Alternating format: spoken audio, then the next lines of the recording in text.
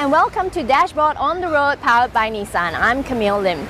This week we come to you from Yangon, where we bring you a special report on the newest and arguably the fastest changing auto market in the world, Myanmar. After decades of military rule, Myanmar has begun a slow transition to democracy. Under new laws implemented in 2012, the country has opened up to foreign direct investment, aiming to boost its overall economy.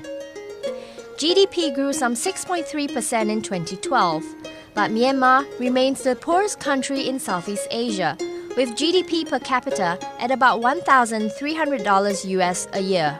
The country lacks its neighbors in terms of infrastructure as well as basic living standards.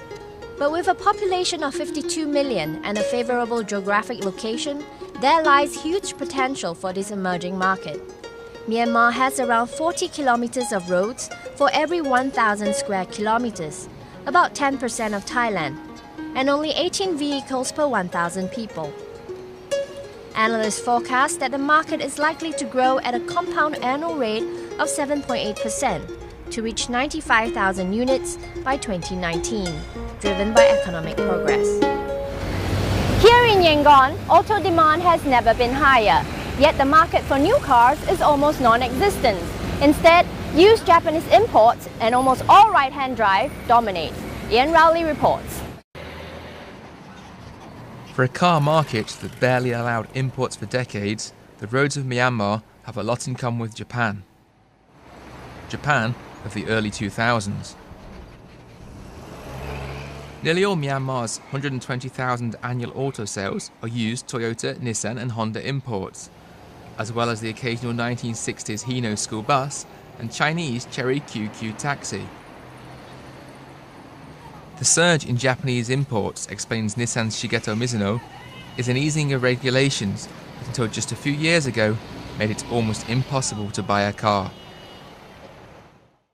実は昨年度のミャンマーへ入っていった日本からの中古車の量を調べてみたんですけど、驚くことに数倍に膨れ上がってるんですね。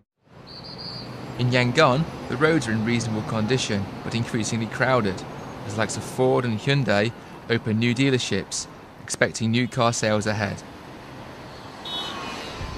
In the countryside, motorbikes dominate, while new administrative capital Naypyidaw is home to a brand new parliament, an 18-lane highway, but remarkably few cars. Another quirk, due to their Japanese origins, almost all vehicles are right-hand drive, even though the military government switched to driving on the right in 1970. Professional driver Yu Zaire Lin spends dozens of hours on the roads each week, regularly making the 6-hour drive between Yangon and Naypyidaw.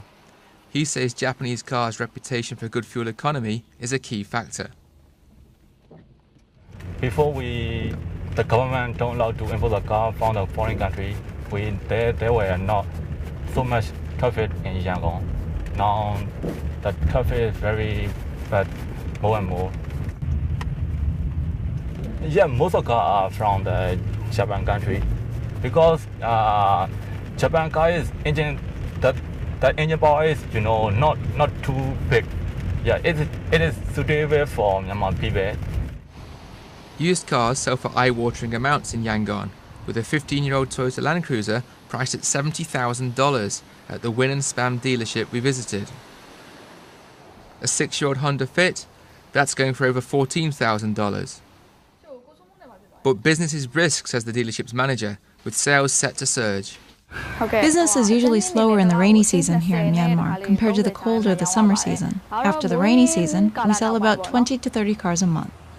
With the weather clearing and prospects for a brightening economy, that trend shows why automakers are warming up to Myanmar. With the opening up of Myanmar, more and more foreign automakers are trying to make inroads.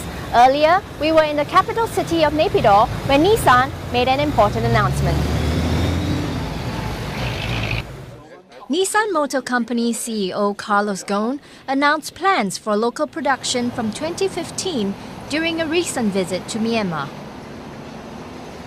Ghosn met Myanmar Vice President Yoon Yean-toon at his office in capital city Naypyidaw a month after receiving state permission to build and distribute cars in the nation. I'm seeing a potential for the emergence on the midterm of a 300,000 cars a year market, most of them being new cars, particularly assembled and produced locally. So I expect to have a boom of investments in the area of the automotive industry, and we're giving ourselves as an objective, at least in terms of the alliance, to have 30% of market share in Myanmar. The CEO detailed plans for a 10,000 unit capacity plant in Bago, 80 kilometers northeast of Yangon, initially creating 300 jobs and producing the Nissan Sunny. The facility will be constructed and operated by Tan Chong. We have been working with Nissan for almost 56 years. We are actually complement each other very, very well. We have shown our commitment and we have met our expectation. Myanmar should offer us another opportunity. A move analysts say is crucial to be competitive in this new market. In a country like Myanmar, it definitely helps to be producing locally. Even with the reduced import regulations, there's still a very, very, very hefty tax, well over 100%. So to actually be competitive and to be producing vehicles that you can actually sell volume on, you need to be producing in the country. Nissan recently opened its first official dealership in the country, offering sales, services, as well as spare parts. For now, though, vehicle sales remain limited due to import restrictions. Actually, right now, at the 50% customer coming to fix the problems, and then the 50% coming for the maintenance service. Response from customers has been positive. The workshop is filled with different Nissan models since it opened this August. Customers are happy after they've repaired their cars in our workshop. That's because we have very skillful technicians, and also our service is of international standards.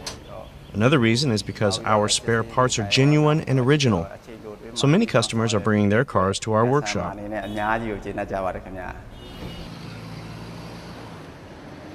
With a new factory in the pipeline and several dealerships set to open next year, Nissan is ready to reach its goals in the newest market opportunity in Indochina. You've been watching Dashboard on the Road powered by Nissan. We hope you enjoyed this special report on Myanmar.